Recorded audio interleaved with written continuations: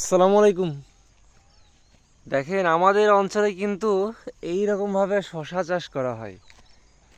এইভাবে দেখেন, এই যে বেড বাই বেড, এই যে দেখেন বেড বাই বেড, ঠিক এইভাবেই কিন্তু শশার গাছগুলো লাগানো হয়।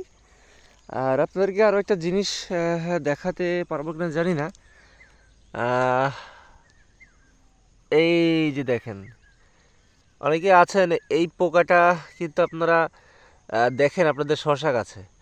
তো এইটা কিন্তু বেশ কয়েকটা ওষুধ দিলেই চলে যায়। এর মধ্যে একটা হচ্ছে ভার্টিমেক। আর এই পোকাটার কাজ কি দেখেন, এই পোকাটার কাজ হচ্ছে পাতাগুলাকে এইভাবে খেয়ে ফেলা, এই যে এভাবে খেয়ে ফেলা। তো এটা ভার্টিমেক দিলেই কিন্তু চলে যায়। সঙ্গে কিন্তু শোষণকারী পোকা হিসেবে আপনারা একতারা দিতে পারেন। এছাড়াও কিন্তু আরও অন্যান্য কোম্পানির ওষুধ রয়েছে, আমি কিন্তু সবগুলো ওষুধ নাম বললাম না, কিন্তু আরও কার্যকারিতা, এর চেয়েও ভালো ভালো কার্যকারিতা ওষুধ কিন্তু রয়েছে। এইটা দেখেন একটা পুরো 2 বিঘা 5 কাঠার একটা প্লট।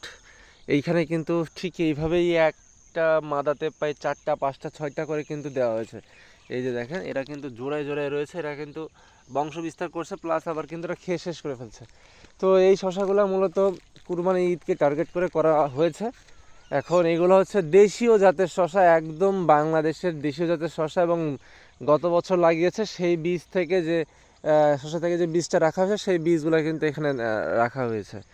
তো এই শশাগুলোর কেমন অবস্থা হয় বা কেমন রেজাল্ট হয় আপনাদের সঙ্গে অবশ্যই নেক্সট টাইম শেয়ার করব। আর এই ধরনের চাষ পদ্ধতি আপনাদের